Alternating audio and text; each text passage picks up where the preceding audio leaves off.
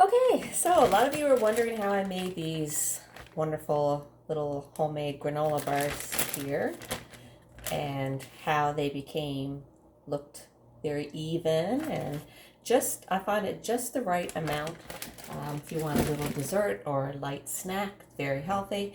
So instead of giving you the recipe, just typing it all out and giving it to you, I'm going to show you exactly what I did. So I took a big bowl, all right, and got these Robin Hood Minute quick oats. I used 5 cups of those, put them in the bowl.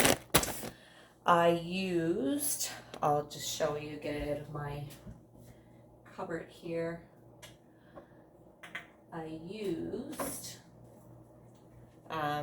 some flax powder, 2 to 3 tablespoons of that, and some flax seed, 2 tablespoons of that, a couple teaspoons of cinnamon, and I've got some chia seeds. If you've never had chia seeds before, excuse me, it's my timer. They're very, very healthy. All seeds are very, very healthy for you. So this recipe has absolutely no sugar in it. When it comes to seeds, you can with granola bars, you can just put in whatever you actually like. I also put in some slivered almonds, 2 tablespoons of those. You could use pecans, crush them up or grind them up, use that. So 2 to 3 tablespoons of all of it will be fine. I used some sesame seeds. And what else did I use? A cup of milk. Now I used a cup of unsweetened almond milk in mine. You could use lactose-free milk. You could use regular milk, whatever you drink. And I put in a 1/2 cup of all-natural honey. What else did I do? I put in, let me see now. Yeah, I put in honey, and then I put in 2 teaspoons of vanilla. I think that's it. So everything goes in the bowl together. I put my hands in, put gloves on, put my hands in, mixed it all up. And then once it's mixed really well, you could also put raisins in as well, whatever you like, doesn't matter. These are little things that I bought off, I think I got it on Epicure, on the Epicure site. And the granola really fits nice and into those, so they're kind of deep. They're a little bit deep. So you don't have to heat this up or anything first. One of the questions that was asked on my Facebook page was, what did you use for greasing? With these, you don't need to use grease. There's not even any oil of any kind in with the granola mixture.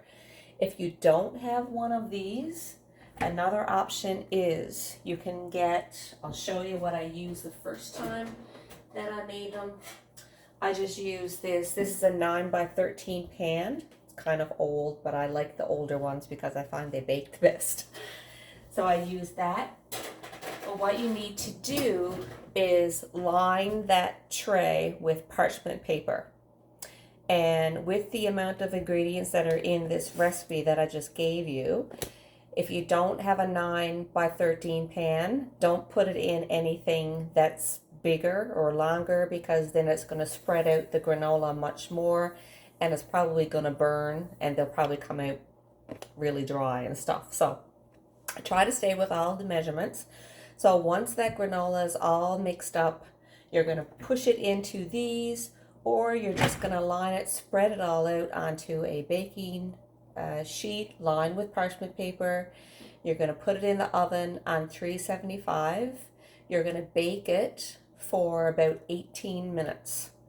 And then once you take it out of the oven, you're just going to let it sit on the counter for 20 minutes before you cut them. And you can cut them basically into any size that you want.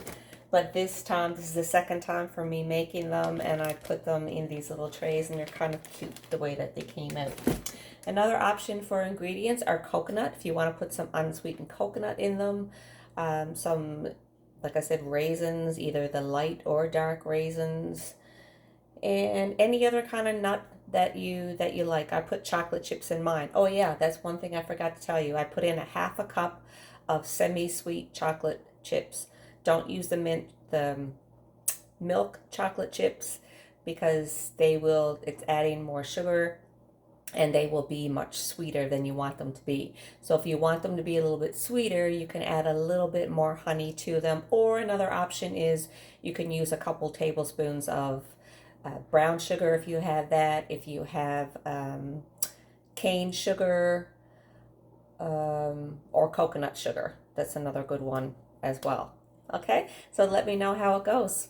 Enjoy and happy baking.